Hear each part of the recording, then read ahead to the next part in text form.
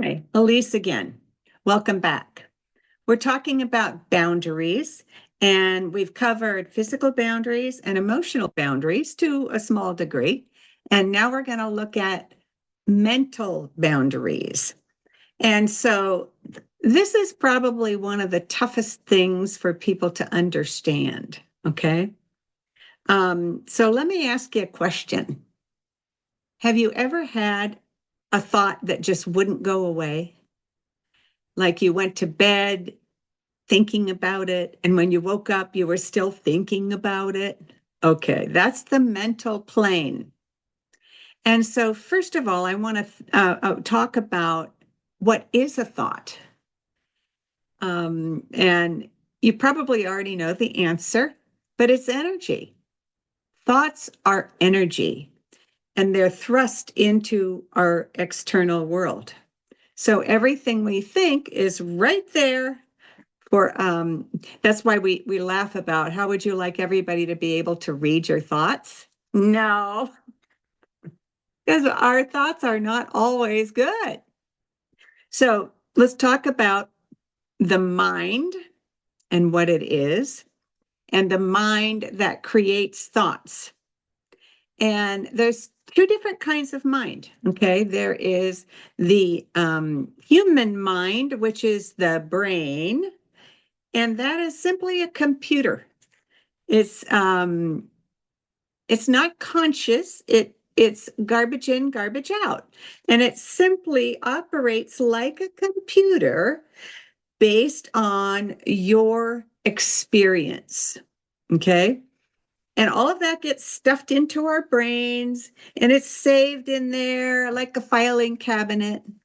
And anytime we ask ourselves a question in our human self, in our human mental plane, the answers that we get from that human mental plane will be regurgitated through the filter of the brain with all that we have learned so far. Now, the problem with that is that number one, we may not have a lot of experience, right?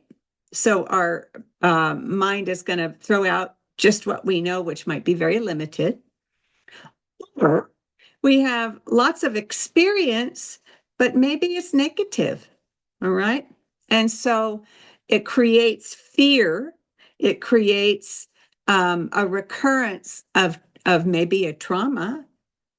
And so the brain itself is not where we want to be in our thoughts. Now we can't stop our thoughts. That's just the mind is going to work as it does. But the higher mind, okay, is the God mind. And that is connected through our heart and it's connected to the entire universe. All right. That is the all-knowing true mind within each and every one of us. Now, it may be active with you or it may not be because you do have to excuse me, you do have to activate that God mind within you. Okay. And if you need help to do that, contact me and I will help you do that.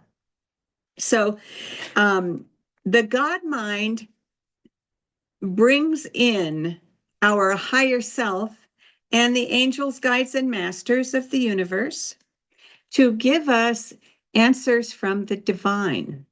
Okay. That is a higher perception than our human mind or what we call ego mind, which is just the brain. And when I say ego mind, I don't mean like ego like arrogance.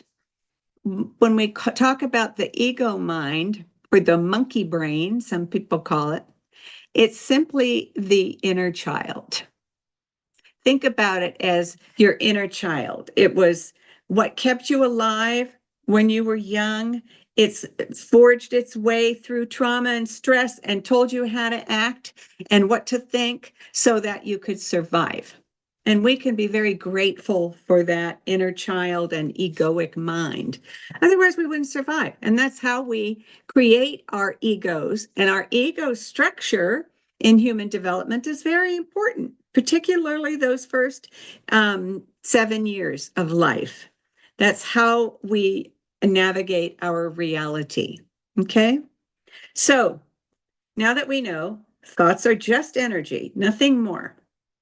The brain, the human brain is the human mind, and that is egoic.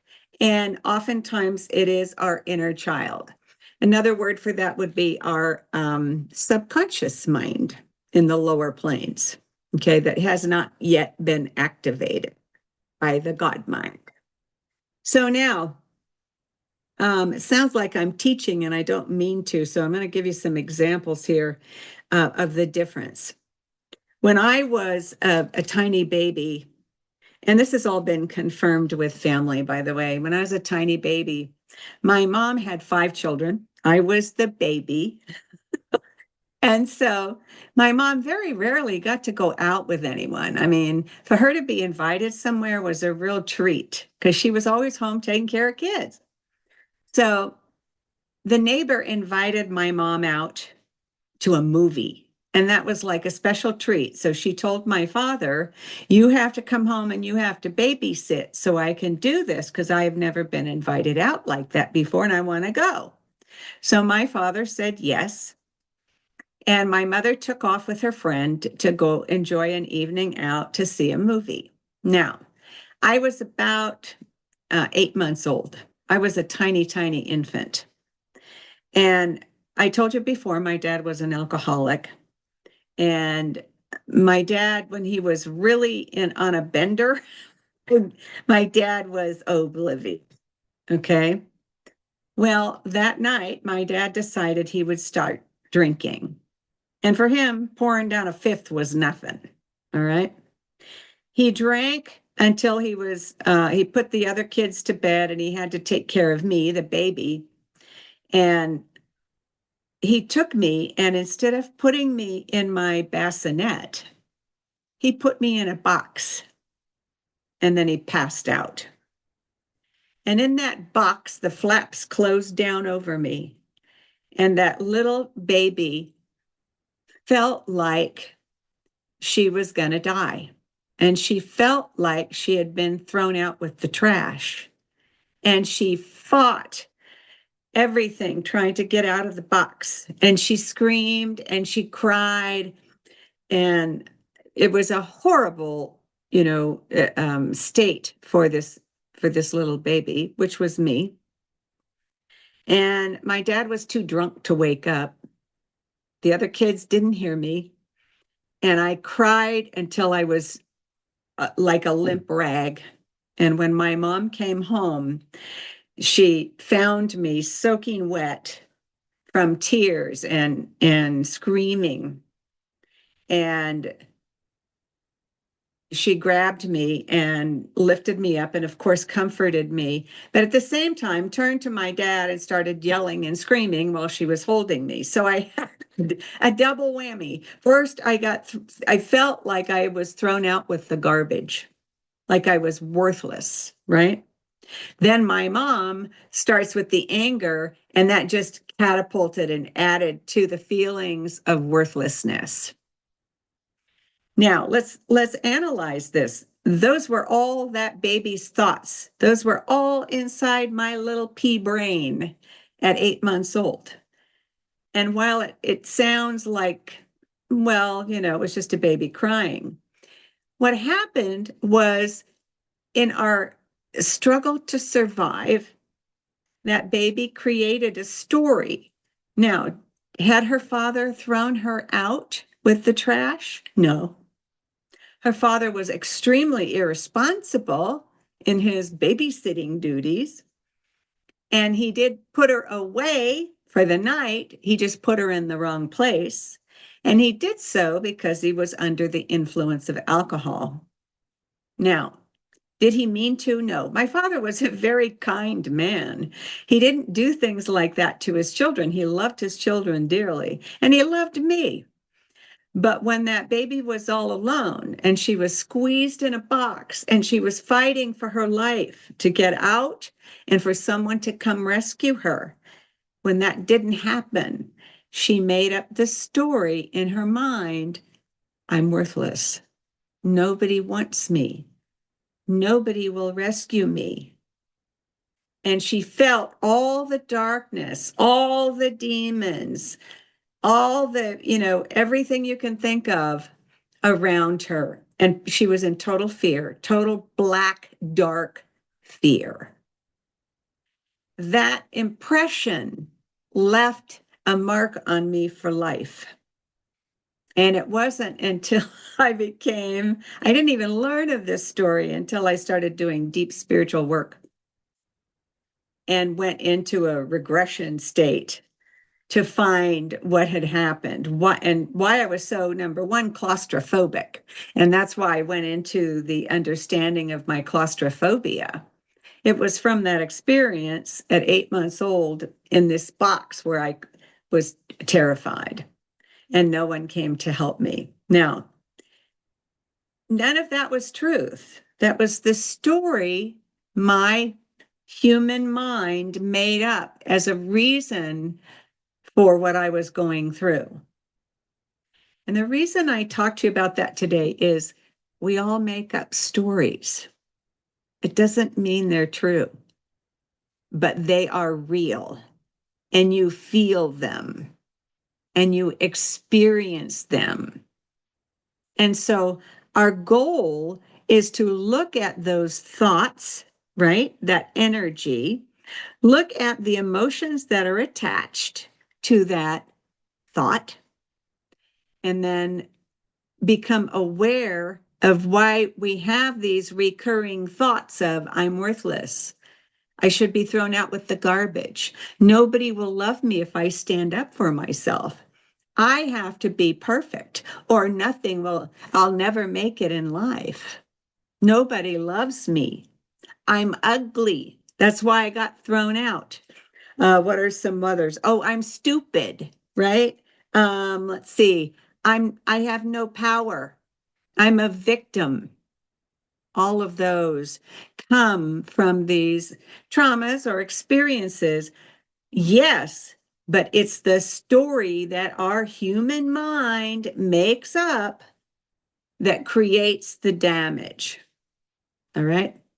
And when you unwind the story and look at it objectively, you find out it's not even true. Okay. And then you can start clearing that old embodied belief system that you're not worthy, that you're ugly, that you're stupid, you're that you're not powerful, that you have no power, and that you're a victim. All of that is a lie. Now, I find it very interesting that in the Bible, in 2 Corinthians chapter 10, there is a verse that says, take every thought captive, okay, to honor Christ. Well, it's not just to honor Christ, it's to also honor you. Take every thought captive and know that you are connected to the God of everything. That's who you are. That's your heart mind. So take this brain computer, ego mind, inner child, and look at your higher mind or your heart mind or your God mind. And when you look through that lens, you understand the story that this brain made up because of its experience. And once you become aware of the experience and the story that was made up, you're able to go beyond it. Now, I've spent many years helping people get rid of their blocks, overcome feelings of worthlessness and pain and stupidity and fear. Listen, I had every fear there was. I'm still clearing fear. I think, that's like fear and the devil are the same. All right. So if you don't believe in the devil, you can believe fear because it's one and the same. And it's incessant. in our lives. Every day we have millions of thoughts. Every day. And we make choices about those. We make stories about those. We wrap our brain around that and then make up all kinds of stuff. It was interesting. I watched this series once about the human mind and our childhoods. And it was like 95 to 99% of what we remember in our childhoods is incorrect. It's all stuff we filled in the blank. We filled in the blanks with story. Okay. And when we look at that, we go, oh, okay. Well, the goal then is to open the God mind, access to the highest form of who we are and the truth. The God mind is the truth. All right. And it goes beyond story. And so when you match your human mind and emotion, you can really get in a mess. So you have to drop it down. And of course, the biggest distance is from here to here, to the heart space. But if you believe, and if you don't, that's okay. But I believe in ontological coaching, which is coaching from the sense of everyone creates their own reality. Now, you can believe that or not, and that's okay. But even as a coach, I know that even people that don't believe that, if they start to practice life as if it were that way, as if it were true that we create our own reality, everything starts to change because it pulls you out of story, it pulls you out of victimhood, and it pulls you out of fear and gives you back your power. So, next time you have a thought that is, I'm stupid, I'm ugly, none of this matters, I don't know why I'm still alive, I'll never succeed, I'll never have enough money, I'll never have enough XYZ. Next time you have one of those thoughts, stop, take a deep breath, pull your energy out of your mind and your story down to your heart center, and simply open up and say, I see what I'm doing. Show me a better way. Help me let go of this thought because it's not me that's stupid. It's the thought that's stupid. I am gorgeous. I am smart. It's just like that movie where the maid is teaching the little girl, I am smart, I'm beautiful, all of those things, right? We have to tell ourselves that. We have to affirm the truth of who we are. I am a God being. I have the light of God within me. I have my heart space wide open to receive more and more light. That's all it is. And I recognize I'm human and I make mistakes, and it's okay. It's okay. All right. If you need help, I'm happy to help. Simply email me at elycemonet.com and we'll have a chance to chat. And also, when you get a chance, make sure you subscribe to this channel and to the network. We're running a special now on New Vibe TV where you get the entire network for $7.99 a month. And we'll lock that price in for you for 3 full years. So please join. And I will continue to put out these messages, and I hope they've helped you. It's what I call embodied wisdom from all of the hard knocks in the life of Elyce. Okay. Thank you. Godspeed. Enjoy your day. Goodbye.